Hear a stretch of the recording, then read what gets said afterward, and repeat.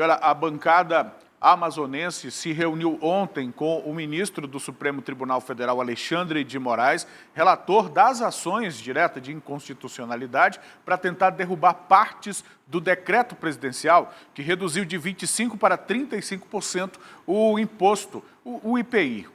E ao vivo, direto de Brasília, a gente conversa agora com o Igor Damasceno, que vai trazer todos os detalhes dessa reunião. Olá, Igor, muito bom dia para você. O que foi dito por lá? Teve alguma mudança diante dos decretos que já foram publicados? Adriane, Emanuel, bom dia para vocês, bom dia para todos que nos acompanham ao vivo aqui no nosso Manhã no Ar.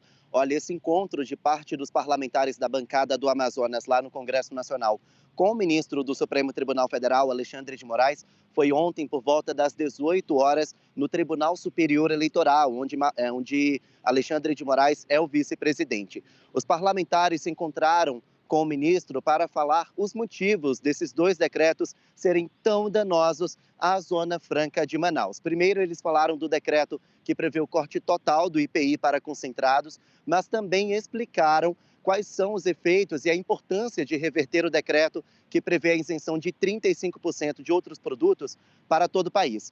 Na oportunidade, os deputados e senadores que estavam lá presentes também falaram que o presidente Jair Bolsonaro não cumpriu com o que vem prometendo ao governador Wilson Lima, que é justamente a excepcionalidade dos produtos que são fabricados nas ZFM. Essa comitiva de parlamentares do Amazonas foi capitaneada pelo deputado Marcelo Ramos, que é o vice-presidente da Câmara dos Deputados aqui em Brasília. Esses parlamentares falaram conosco ao fim da reunião. Vamos ouvir o que eles disseram.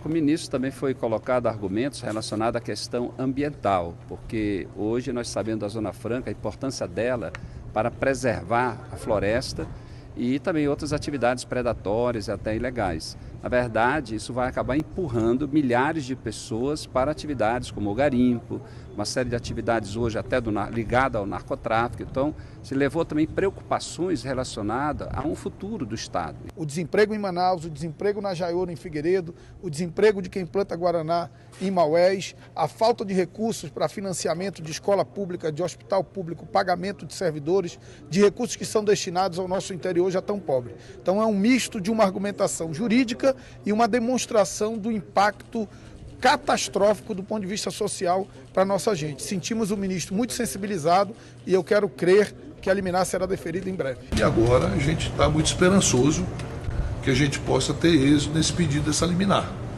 É lógico que a gente respeita e acredita na justiça brasileira e principalmente no Brasil tão grande como o nosso, onde tem diferenças enormes do ponto de vista social e econômico.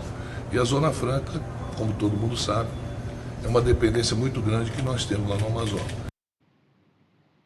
Bom, tá aí então, parte desses parlamentares falaram com a nossa equipe sobre esse assunto, eles manifestaram aí a preocupação com os empregos. O deputado Zé Ricardo, inclusive, levantou um ponto que até então ninguém tinha falado, que é a preocupação ambiental. Na visão dele, como vocês ouviram aí, mais do que perder o emprego e cair na informalidade, ele teme que alguns dos trabalhadores que podem perder o emprego por causa desses decretos caem na criminalidade. Até então, ninguém tinha falado sobre esse assunto e é realmente algo perigoso. Está previsto para daqui a pouco a votação da convocação do ministro da Economia, Paulo Guedes, na Comissão de Desenvolvimento Econômico da Câmara dos Deputados.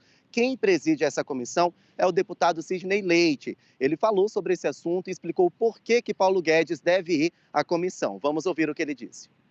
São 3 requerimentos, né?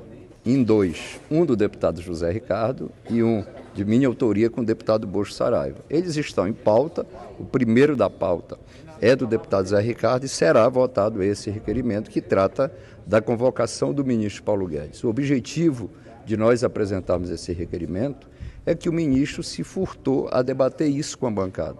E as conversas e os diálogos que houveram pontualmente não cumpriu o acordo que houve no Senado de votação de matéria em detrimento de excepcionalizar a Zona Franca de Manaus, bem como em 2 reuniões com o governo do Estado. Então, fica claro a má vontade do ministro para com o modelo Zona Franca de Manaus e entendemos importante a sua presença dele lá na Câmara dos Deputados para explicar. Bom, tá aí então a explicação do deputado Sidney Leite do porquê que ele quer essa convocação do ministro da Economia, Paulo Guedes.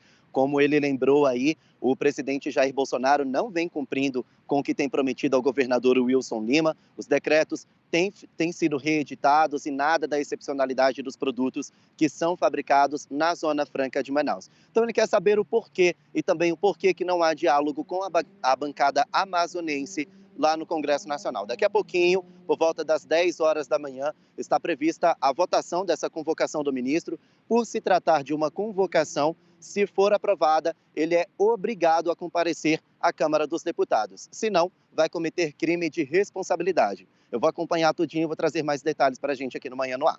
A gente vai seguir acompanhando. Muito obrigada, Igor. Muitas das vezes essa convocação acaba se tornando um convite, né? Quando a pessoa citada se voluntaria, mas o convite tem a possibilidade de não comparecimento sem nenhum tipo de punição. E aí, na hora que chega o dia, não aparece, né? É bom que a convocação seja aprovada. Agora a gente vai precisar de muita articulação política da nossa bancada, porque nós temos apenas 8 parlamentares na Câmara Federal, diante de bancadas gigantes, que tem bastante interesse na redução de IPI a nível nacional, né? O polo industrial do Amazonas não é um problema para estados como São Paulo, Rio de Janeiro e outros estados que ficam no sul do país, que também tem um polo de fábricas bastante beneficiado com essas isenções. A gente vai seguir acompanhando de que forma o nosso parlamento vai conseguir se articular.